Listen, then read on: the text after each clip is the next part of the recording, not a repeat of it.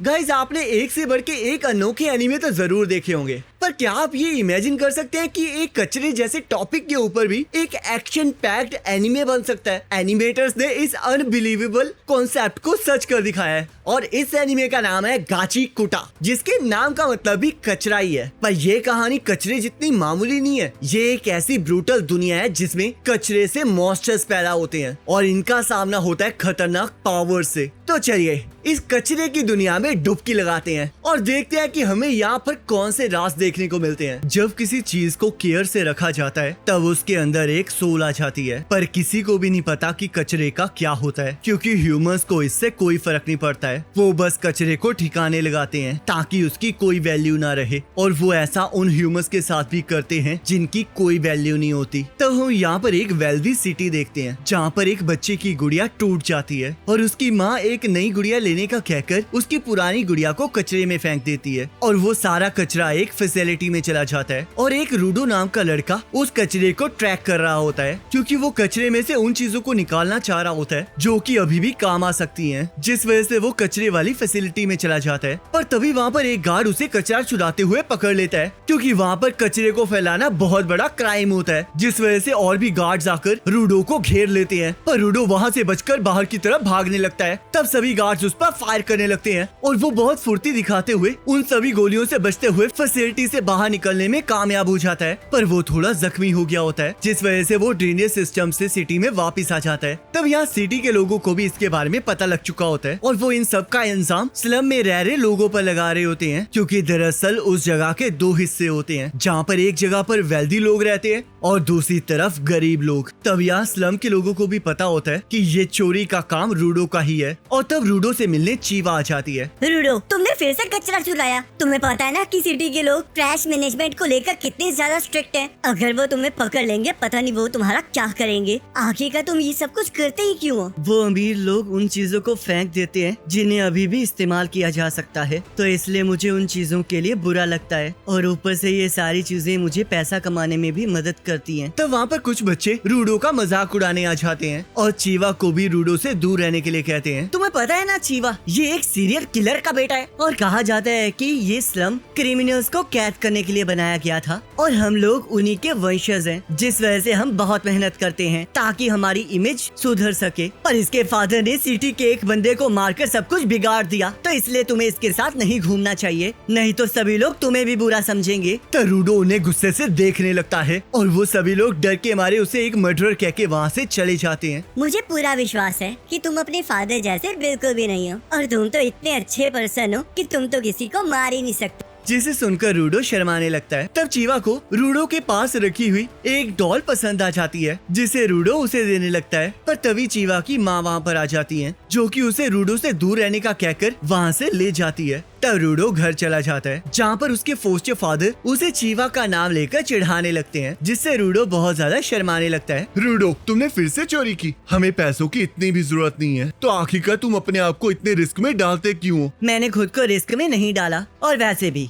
उन्होंने मुझे कभी भी नहीं पकड़ा। पर कल तो तुम ऑलमोस्ट पकड़े जाने वाले थे ना। मुझे पता है कि तुम यही सोच रहे हो ना कि मैंने तुम्हें सड़क से उठाकर पाला है, तो मैंने तुम्हारे पर किसी तरह का कोई एहसान कर दिया है। पर ऐसा कुछ भी नहीं है, हम लोग फैमिली हैं। मैं ऐसा नहीं सोचता हूँ, मैं तो बस एक फैमिली के तौर पर तुम्हारी मदद करना चाहता हूँ। काश तुम चीवा को भी अपने दिल की बात ऐसे ही बता पाते। जिससे कि रूडो फिर से शर्माना शुरू हो जाता है। तब रैगेटो रूडो की चोट देख लेता है और उस पर बैंडेज बांध देता है, और हम देखते हैं कि रूडो के फादर की वजह से उसके हाथों में बहुत गहरी चोटें आई होती हैं, जिस वजह से उसे बहुत ज्यादा दर्द होता है। पर रैगेटो उसके लिए एक ग्लव लाया होता है, जिससे कि उसका दर्द कम हो जाता है, और अब रूडो इन्हीं सभी एहसानों के लिए उसकी मदद करना चाह रहा होता है। जब भी यहाँ पर कोई मेजर क्राइम करता है तो उसे मौत की सजा के तौर पर गड्ढे में फेंक दिया जाता है, और तुम्हारे फादर को भी गड्ढे में फेंक दिया गया है। पर तुम्हें अपना ध्यान रखना होगा ताकि तुम्हारे साथ ऐसा कुछ भी ना हो। तब रैगेटो और रूडो आपस में बात करने लगते हैं और बाहर एक बंदा उनकी बातें सुन रहा होता है। तब अगले दिन रूडो चीवा को ढूंढ रहा होता है ताकि वो उसे वो डॉल दे सके, और रूडो को पता चलता है कि उस दिन किसी को खड्डे में फेंका जा रहा है, जिस वजह से वो चीवा को ढूंढने के लिए उस तरफ जाने लगता है। लोगों का कहना है कि वो खड्डा एक बहुत बड़ा डंप यार्ड है जिसमें पूरी दुनिया का कचरा फेंका जाता है और जो इस दुनिया में क्राइम करता है उसे भी उसी के अंदर फेंक दिया जाता है, क्योंकि कचरे की असली जगह वही है और मेरे फादर को भी वही फेंका गया है। पर किसी को भी नहीं पता कि वहाँ पर फेंके जाने के बाद आखिरकार उनके साथ होता क्या है। तब चीवा रूडो से मिलने आ जाती है। ये नजारा कितना बेकार है ना। स्लम्स में भी ऐसा ही नजारा है। मैंने सुना है कि स्लम्स को यहाँ पर इसलिए बनाया गया है ताकि सिटी के लोग हमें याद दिला सकें कि अगर हम कोई भी गलती करेंगे तो हमें भी गड्ढे में फेंक दिया जाएगा, जिस वजह से हमें ये सब कुछ देखना पड़ता है। पर रूडो,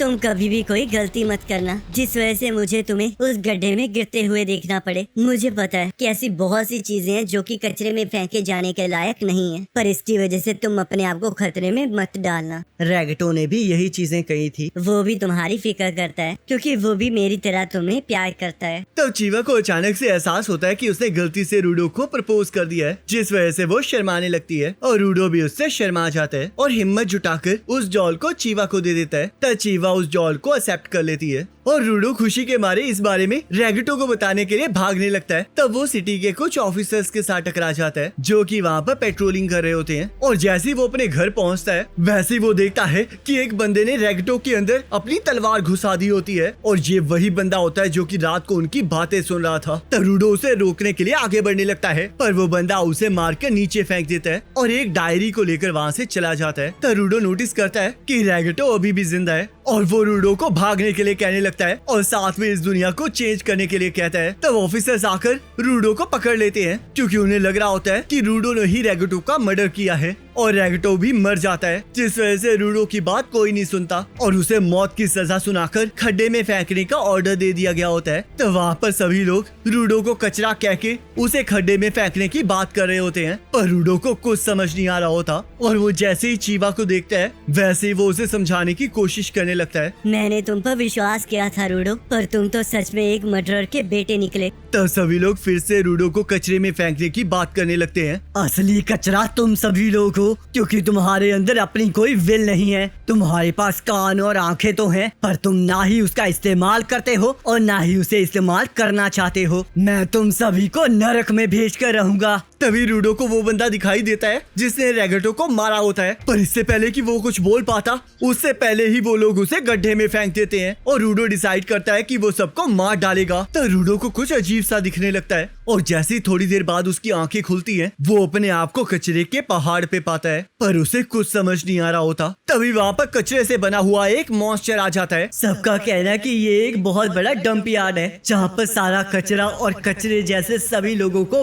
फेंका जाता है, पर असल में ये एक हेल है। तब रूडो मॉन्स्टर से बचते हुए भागने लगता है, पर वो मॉन्स्टर अपने और साथियों को वापस बुला लेता है जो कि मिलकर रूडो को घेर लेते हैं और उस पर हमला करने लगते हैं, पर रूडो उनके हमले से बच जाता है और उसे कुछ समझ नहीं आ रहा होता। तब रूडो पहाड़ से नीचे गिर जाता है। यहाँ की हवा तो बहुत खराब है। अगर मैंने और थोड़ी देर यहाँ पर सांस ली तो मेरे लंग्स फट जाएंगे। मुझे जल्द से जल्द यहाँ से निकलकर किसी सेफ प्लेस पर जाना होगा। पर क्या इस दुनिया में कोई सेफ जगह है भी या नहीं? क्या मैं फिर से मरने वाला हूँ? तब रूडो खून की उल्टियाँ करने लगता है और अचानक से उसे रैगटो याद आ जाता है, जिस वजह से उसके अंदर एक पावर जाग जाती है। लोगों ने मुझे क्रिमिनल बना दिया है और मुझे यहाँ पर फेंक दिया है, तो इसलिए मैं उन्हें कभी माफ नहीं करूँगा। पर मुझे सबसे पहले उस आदमी को पकड़ना है जिसने रैगटो को मारा है, तो इसलिए मैं उसे ढूंढकर उसकी हड्डियाँ तोड़ दूंगा। तब वो मॉन्स्टर रूडो पर हमला कर देता है, पर रूडो उसके हमले को डिफ्लेक्ट कर देता है। तब यहाँ पर एक पर्सन रूडो की इन हरकतों को देख रहा होता है और रूडो मॉन्स्टर पर हमला करने में कामयाब हो रहा होता है, पर वो अभी भी उनके सामने ज्यादा कुछ नहीं कर पा रहा होता है, जिस वजह से वो भी बहुत ज्यादा जख्मी होने लगता है। तब वो और ज्यादा खून की उल्टियाँ करना स्टार्ट कर देता है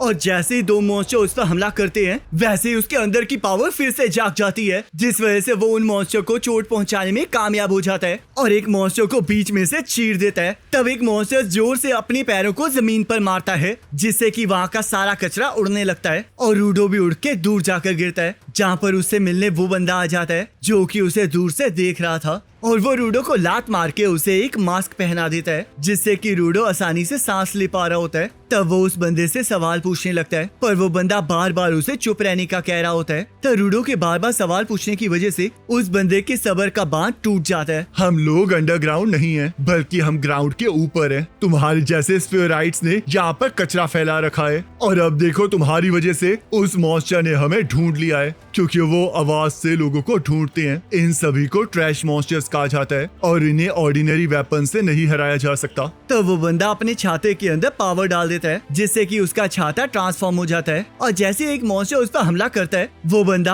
अपने छाते के जरिए उस मॉन्स्टर को तबाह कर देता है, जिस वजह से वो मॉन्स्टर रीजनरेट नहीं कर पाता। तब वहाँ पर और भी बहुत सारे मॉन्स्टर्स आ चुके होते हैं, जिन्हें वो बंदा पलक झपकते ही खत्म कर देता है। आखिरकार ये किस तरह की टेक्नोलॉजी यूज कर रहा है? क्या खड्डे के सभी लोग ऐसी पावर्स का यूज करते हैं, या फिर ऐसा सिर्फ यही कर सकता है? अगर ऐसी पावर मेरे पास होती तो मैं उन लोगों को बिल्कुल नहीं छोड़ता। तब यहाँ अभी भी एक मॉन्स्टर बचा हुआ होता है, जो कि अपने मुंह से एक फ्लूइड को उस बंदे के ऊपर फेंक देता है, जिसे वो बंदा अपनी अम्ब्रेला से दूर फेंक देता है। और जहाँ जहाँ वो फ्लूइड गिरता है वहाँ धमाका हो जाता है। तब वो बंदा अपने अम्ब्रेला की पावर को बढ़ाकर उसके ऊपर हमला कर देता है, और एक जोरदार हमले से उस मॉन्स्टर के टुकड़े टुकड़े कर देता है। आखिरकार तुम हो कौन? मेरा नाम एंजिन है, और मैं एक सिंपल क्लीनर हूँ। तो ज्यादा जख्मी होने के कारण रूडो बेहोश हो जाता है, और हम रूडो का पास्ट देखते हैं, जहाँ रूडो को कुछ बच्चों ने मारा होता है, क्योंकि उसने कहा होता है कि ऑब्जेक्ट्स जिंदा होते हैं। तुमने मुझे बहुत टाइम पहले कहा था ना कि अगर हम ऑब्जेक्ट को अच्छे से ट्रीट करेंगे तो उनके अंदर सोल आ जाएगी। ये बस एक पुरानी कहानी है, और ये शायद इसलिए बनाई गई थी ताकि लोग अपने ऑब्जेक्ट्स की कदर करें। पर मुझे इस कहानी पर पूरा विश्वास है, तो इसलिए अगर तुम अपने ग्लव्स को भी अच्छे से ट्रीट करोगे तो उनके अंदर भी एक दिन सोल जरूर आएगी। तब यहाँ रूडो को होश आ जाता है, और एंजिन उसे बांध कर लेकर जा रहा होता है। आखिरकार तुम मुझे बांध कर कहाँ लेकर जा रहे हो?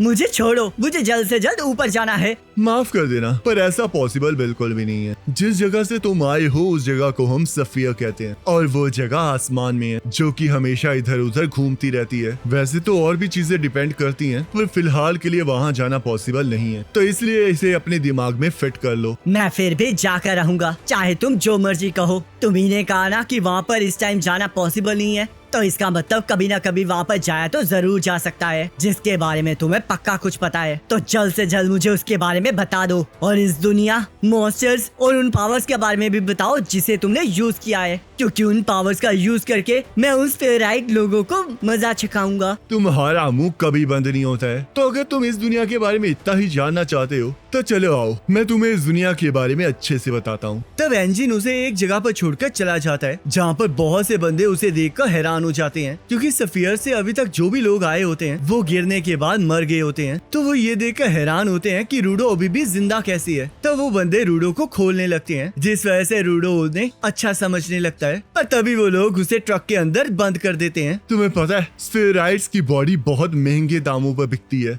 और उनके कपड़ों के लिए भी बहुत पैसे मिलते हैं। पर पहली बार हमें एक जिंदा स्फीयराइट मिला है, तो अब तो बस मजा ही आ जाएगा। तुम्हें पता है कि यहाँ के लोग स्फीयराइट्स को क्यों खरीदते हैं? क्योंकि हम सभी लोग तुमसे नफरत करते हैं। तुम लोग यहाँ पर नीचे अपना कचरा फेंकते हो, जिस वजह से यह पूरी दुनिया पॉइजन से भर चुकी है, और अब तो यहाँ पर मॉन्स्टर्स भी आ चुके हैं। तो इसलिए अब लोगों को तुम पर बहुत गुस्सा है, जिस वजह से वो तुम लोगों को टॉर्चर करना चाहते हैं और तुम्हारी चीर फाड़ करना चाहते हैं। तुम्हारे वहाँ सफियर पर तो बहुत अच्छा खाना मिलता होगा ना? आओ जरा इसे टेस्ट करके देखो। देखो, जिस कचरे को तुम टच नहीं करते हो वैसा खाना हमें यहाँ पर खाना पड़ता है। तो रूडो खाना खाते हुए उस बंदे की उंगलियों का मांस भी खा लेता है। ये खाना कूड़ा नहीं है, और इसे अभी भी खाया जा सकता है। तुम लोग इतने टाइम से स्फीयराइट के बारे में बकवास कर रहे थे, पर तुम्हें क्या पता वहाँ की जिंदगी कैसी होती है। तो इसलिए अपने माइंडसेट के अकॉर्डिंग हमें डिफरेंशिएट करना बंद करो। तुम लोगों को लगता है कि तुम जैसे चाहो वैसे मुझे ट्रीट कर सकते हो, तो आओ मैं तुम्हें बताता हूँ कि आखिरकार मैं क्या कर सकता हूँ। तो रूडो अपनी जंजीरों से आजाद हो जाता है, और उसके अंदर से एनर्जी वेव्स निकलने लगती हैं, जिसे देखकर एंजिन खुश हो जाता है। तो रूडो को रेगिटो की बात याद आ जाती है कि अगर तुम ऑब्जेक्ट्स को अच्छे से ट्रीट करोगे तो उसके अंदर एक सोल आ जाएगी, और उसके बाद वो सोल तुम्हारी मदद करेगी। तो रूडो अपने पावर के जरिए चेन के अंदर सोल भर देता है, और हमें पता चलता है कि जो लोग ऑब्जेक्ट्स के अंदर लाइफ देके उसकी पावर को बाहर लाते हैं उन्हें गिवर्स कहा जाता है। और सभी लोग ये देखकर हैरान हो रहे होते हैं कि एक स्फीयराइट भी उस पावर का इस्तेमाल कर सकता है। तब वो सभी लोग रूडो पर हमला कर देते हैं, और रूडो से उसकी चेन को छीन लेते हैं, क्योंकि एक गिवर अपने ऑब्जेक्ट के बिना हेल्पलेस होता है। तब रूडो एक टायर के अंदर लाइफ भर देता है, जिसे देखकर एंजिन और बाकी सभी लोग भी हैरान हो जाते हैं, क्योंकि रूडो एक से ज्यादा ऑब्जेक्ट्स का यूज कर सकता है। तो रूडो सभी लोगों को हराकर आखिरी बंदे को मारने जाने लगता है, पर एंजिन उसे ऐसा करने से रोक देता है और रूडो शांत हो जाता है, क्योंकि उसे समझ नहीं आ रहा होता कि आखिरकार उसके साथ हो क्या रहा है। तब ज्यादा पावर यूज करने की वजह से रूडो की नाक से खून निकलने लगता है। माफ करना, मैं बस ये देखना चाहता था कि तुम्हारी पावर असली है भी या नहीं। तो अब जब मैंने तुम्हारी पावर को देख लिया है, तो मैंने डिसाइड कर लिया है कि अब मैं तुम्हें तुम्हारी पावर और इस दुनिया के बारे में सब कुछ बताऊंगा, पर इसके बदले में तुम्हें क्लीनर्स को ज्वाइन करना होगा। जिसके लिए रूडो मना कर देता है। और गाइस, इसी के साथ ये एपिसोड खत्म हो जाता है। अब आप मुझे कमेंट करके जरूर बताना कि आपको ये वाला एपिसोड कैसा लगा और हमें अगले एपिसोड्स को कंटिन्यू करना चाहिए या नहीं करना चाहिए। बाकी अगर आपका आंसर हाँ है तो नेक्स्ट एपिसोड का लिंक आपकी स्क्रीन पर आ रहा होगा, उस पर क्लिक करके अगले एपिसोड को देख सकते हैं।